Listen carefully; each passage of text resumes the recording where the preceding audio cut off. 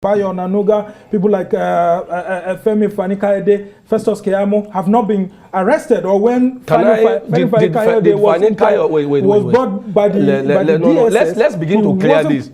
You have mentioned Fani Kayode, you have mentioned Bayo Nanuga, you have mentioned some other people. Did any of them threaten violence anyway? Hi guys, all the APC spokespersons are liars. Meetings like APC never happened to Nigerians again. APC cannot subdue Nigerians with their propagandas against Peter Obi. Peter Obi is masses' choice. Nigerians love him so much and nothing can stop him from this organic love from Nigerians. Guys, watch this video and you will hear what in this APC spokesperson open mouth today talk, and don't forget to share your thought with us. Well, joining us to discuss this issue and of course some of the things said by the PDP and the Labour Party is Ayo Yalowo, who is a member of the All Progressives Congress. Thank you so much, Ayo, for joining us. Thank you for having let's me. talk about some of these talks here and there. I mean, it's beginning to get to fever pitch at the moment. People, including the Labour Party, saying that Bola Ahmed Tinubu, the president-elect, should not be inaugurated on May 29. And then for you to see governors-elect and of your party coming to actually talk about this, it looks like a lot of you are disturbed and worried. Like I said yesterday somewhere else, we are unfortunate to have on the ballot a very undemocratic element among the contestants for the presidency of Nigeria.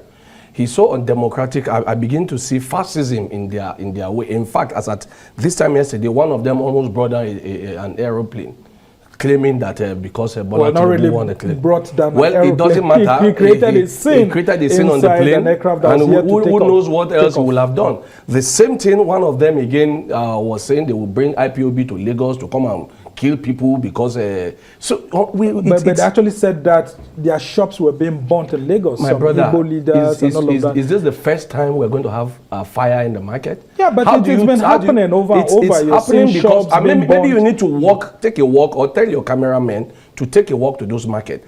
Actually, most of those markets were built in residential areas, and they were not properly ventilated. They were not. In fact, I would advise the Lagos State government to bring down all those markets and relocate them away from inside residential area within Lagos Island and in other places, because those markets actually constitute nuisance and environmental degradation to the environment. So maybe that is what Lagos State should start doing now, because some people cannot begin to say we against everybody. You are in the north, it is we against you. You are in Dubai, it is we against you. You go to South Africa, it is we. Why is it that it's only a certain people that think everybody's against them? Meanwhile, if they are dominant in those markets, for example, and then you have their shops, if you have evidence that somebody did something against you, what should a decent person do? You go to the police, you go to the law. Anybody who begins to bring in non-state actor to begin to threaten the peace of the environment has become a terrorist. We need to be telling ourselves the truth. Nigerian press should tell people the truth. You cannot, under any circumstances, resort to self-help. The moment you begin to resort to self-help, you have become a terrorist and a danger to the corporate existence of our country. Well, good to know that that person who made that statement has been arrested. I'm glad. And I believe I'm saying it to the Lagos State governor. They also say that some of the people within your own camp who have been making inciting statements, people like Bayo Nanuga, people like Femi Fani-Kayode, Festus Keyamo, have not been arrested, or when Fani Kayode was brought by the DSS. Let's begin to clear this. You have mentioned Fani Kayode, you have mentioned Bayo Nanuga, you have mentioned some other people. Did any of them threaten violence anyway? I know what Bayo Nanuga said. He said nobody should get involved in Yoruba people's matter. It's not an inciting statement. That has landed him, let me finish now. Let me finish. We know ICC. Anybody can write any nonsense. I can write to ICC today. Anybody can get and begin to make this unnecessary threat. Some people even compile some senseless lists that they are sending to the American embassy so that they won't give people visa. It's very childish and it's buncombe. Anybody can say that. What I'm saying is this. Bayo Nanuga reacted to issues that people were raising. However, none of them. In fact, Femi Fani-Kayode wrote today about what happened yesterday. And if you remember, he gave an advice. He said, I'll tell our people to do what? To calm down and hold the peace. That was the thing he wrote today. I mean, a lot of Nigerians have been expecting I'm from going now. Let me finish. The difference between them and the people inciting violence is that they could make statements that may be annoying, but they don't incite anybody to violence. You will never hear Bayo Onanuga or anybody from, even you mentioned Festus Kayabo, my brother, you won't hear them say, let's take up arms or fight somebody.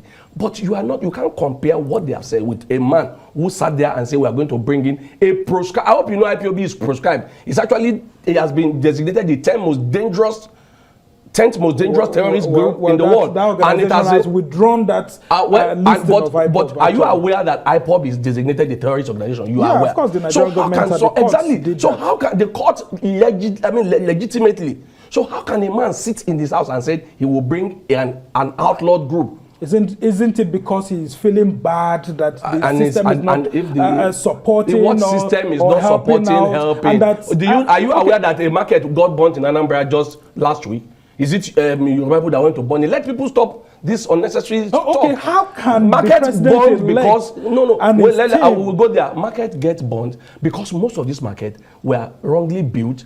Some of them are not well ventilated, not well spaced. And like I said, before you caught me, I am asking the Lagos State government to do what is right. Go to those markets, level them, relocate the market out of residential areas within the island and every other places. Let's get back to the issues of the ING and all of that, and your governors are saying that. Nobody should say that. It's reasonable.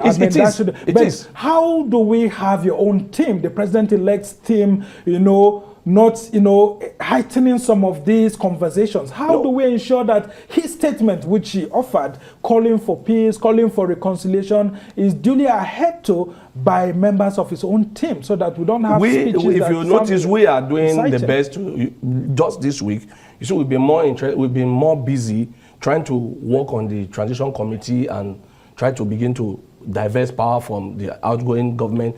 As of today, I think the president just signed another executive order on transition. So we are trying to move on with Nigeria. But they are inciting people every day. Today, I still listen to one of their meetings on Twitter. It's called Space, if you don't know whether they call it. They were still going around saying, we must take our mandate back. And I'm like, what are these people actually talking about? If any one of them is old enough to know what happened in 1993, you will not, for any reason, think about an entire national government. You and I know how many Nigerian souls we lost in that period. You and I know, these guys don't even understand what soldiers, they were the ones saying that soldiers killed them in Lekki. They don't know what soldiers will do.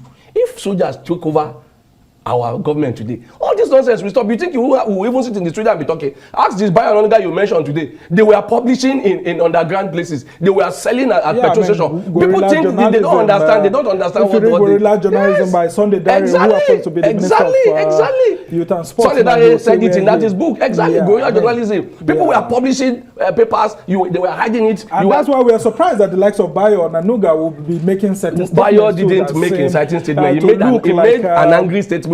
He reacted angrily. I agree he was angry, and I agree what he said. But it wasn't an incitement. He never incited anybody. All right, Ayo. And you can't put it together with the interim government. So May 29, shouldn't Bola Ahmed Tinubu be back in the country, reaching out to lots of people? I've seen Kashim Shettima, his vice president, shell candidate, who's now the president, vice president elect, vice president elect, going to Mina to meet with IBB, meet with Abdul Salami. Shouldn't we have Bola Ahmed Tinubu himself? But they are even knocking on the doors of people like Peter Obi, people he doesn't have to go and see. Why should he go and see Peter Obi for what now? Look, Nigeria is bigger than all of these people. All of the presidential candidates. Bola Tinubu is the president-elect. Bigger than all of them. He will come home and we will form a transition committee, and then we will start working to anybody who wants to heal will heal. People who want to continue to cry should continue to cry, but they should cry within the ambit of the law. To build. That's where you didn't let me finish. Whatever who wants to cry should cry, but let it be within the ambit of the law.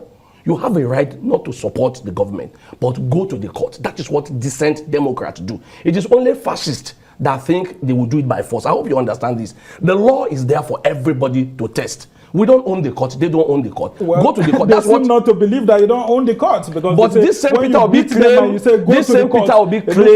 that he knows how to use the court. He claimed when he was denied his ticket as a governor, then he used the court. So why has the court suddenly changed? Have they changed? This same Dati is deputy that has been making noise all over the place. He rigged an election to become a senator. He was removed by the court. So if the court did that, they can still do it again. Now let's talk about, for example, the PDP, which came second. We haven't heard so much exactly about because so they are what Democrats. Exactly is the problem between the APC and the Labour Party? PDP Why is the person more who's in the middle democratic. not talking so PDP much? is more democratic. They understand what to do. You see, that is why I'm saying we are unfortunate to have a fascist on the ballot, because if you are not a fascist, you will not be making the person who came second, it is fascism. Anybody who will go to the anybody who will go anybody who will go to the Ministry of Defense or a defense headquarters and say, please come and take over, and it's a fascist. Look, in you are not a Democrat. A Democrat will never do that. APC said that if the elections then were rigged by the PDP, that will form an interim government. I can't remember anybody saying that. Well, who said happened. that? I mean, we never said that. We never said that. I was one of the spokesperson. In fact, I was actually the deputy spokesperson after Garbash, who was a spokesman. Some of your leaders never said it. I can't remember any one of us saying that. We never said we will form an interim government. We never. The tone of the language. We are Democrats. We are not fascists. These people are fascists. Okay, it's only a fascist that want to do this. How do you call for reconciliation? We don't want because you have a nation to destroy the country. Let the DSS pick anybody who is undemocratic and want to cause problem. There's no point reconciling with people who refuse to be reasonable. The reasonable thing to do. But you have a country to govern. Are you going to govern a divided country? They are just a very small, minute number. They are just very loud. If they were that strong, why didn't they win the election? They don't need to. For a party that wasn't given a chance and it came 6 million, and PDP that has been there for about 25 years is getting. Do you know what you just gave to me now? You just told me what is their problem. PDP came second. PDP Light came third. PDP Light came fourth. If they had been reasonable and came together as one, maybe we will not be here as the president-elect. Maybe we will not be talking about winning today. The president-elect needs to be back in the country. He will be back in the country soon. He went to do a job. He's doing a good job. But let's not take it away from the fact that we have a sitting government. We can't have two presidents. Yes, President Muhammadu Buhari is still the president today until when Asiwaju signed that paper at Eagle Square. Okay, very quickly before so we have a government in place. What should the outgoing president do? No, the outgoing president is already doing what he should be doing. As of today, we just talked about the executive order that he signed, and the transition committee is already working. He has already said he is giving full support to the government of Asiwaju when it comes in. So that's why I said Asiwaju doesn't have to be in Nigeria. Now, he doesn't even need to be here. And then you have Bagudu being nominated to the transition committee. Yes, because what do you have to say about that? No. It tells you that the president-elect already has his people. He has his team. And I can assure Nigerians one thing very clearly. Asiwaju Bola Ahmed Tinubu will hit the ground running May 29. Ayo Yalowo is a member of the All Progressives Congress and a very strong believer in the president-elect Asiwaju Bola Ahmed Tinubu, and he's